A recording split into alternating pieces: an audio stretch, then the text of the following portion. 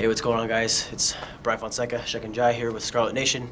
At the rack, Rutgers just lost 78-67 to number 9 Michigan State. Tightly contested contest through the first half, but second half, Michigan State came hot out the gate and took a double-digit lead and never really took its foot off the gas. Rutgers was never able to recover. Cheikh, just, I guess, looking through the entire game, what were some thoughts, things that popped out to you? Well, it definitely popped out to me in the tough schedule where 2 games in 3 nights, especially the freshman unit came together. Ron Harper Jr., Montez Mathis, especially Caleb McConnell came into their own in the biggest game of the year. I feel like McConnell showed his value on both ends of the floor with his shooting ability to penetrate, and also disrupt their point guard on both ends of the floor. Yeah, I thought McConnell gave him some really big minutes at the end of the first half. Gio gets in foul trouble, and McConnell plugs in. I don't think he's played more than 4 games in any game 4 minutes, in any game this season, and he comes in, puts in a huge 8 minutes. He scores 7 points, hits a big 3, gets a layup, hits 2 free throws. And then defensively, I thought he held his own pretty well. Michigan State was throwing a lot of ball screens at Rutgers, and I thought they did okay.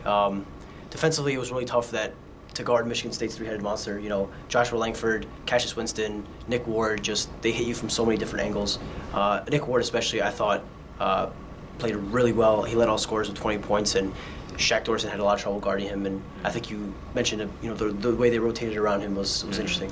Yeah, they rotate their bigs especially a lot. They have a plethora of bigs they could work with. So Pico was really forced with having to rotate his bigs to match their bigs, and Shaq Dorson had to run the floor with Ward.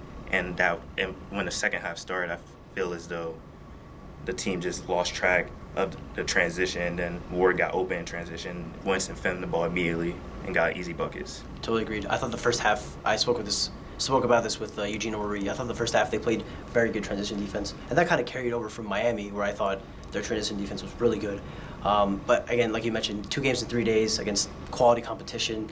The legs start to feel heavy, and it's hard to keep up. And when you play a team as talented as Michigan State, it's hard to play 40 full minutes, and that's what you got to do if you want to have a chance.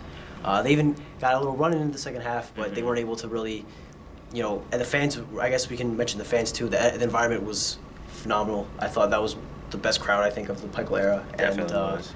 Rutgers gave them some things to cheer about in the first half, but they couldn't get that. When they were on that 6-0 run, Peter Kiss had 2 chances at a 3 to hit. That would have been 9-0 run. Rutgers would have been within 2, and the crowd would have been, they would have been within 3, my bad. But the crowd would have gone nuts, and I think that could have been something that Rutgers could have grabbed onto. I also think Gio Baker missed some shots that he could have definitely made it in the paint, but due to his foul trouble and McConnell having a great half, and Pico didn't really have to go back to Peter because McConnell was having his best game of the season, so Baker was out of the rhythm due to the foul troubles.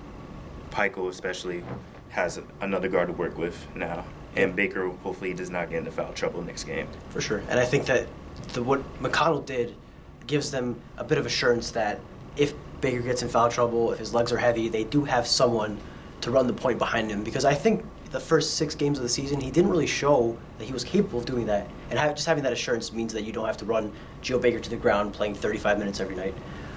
Big picture stuff, I think this game showed yet again that Pico has this program on the right track. I think they held their own for a decent amount. I don't think 2-3 years ago Rutgers would be anywhere close to competing with a Michigan State team that's talented for as long as they did. Obviously, they're not at the point where they can, pull off this level of upset, and I don't think a lot of teams in the country are at that point yet.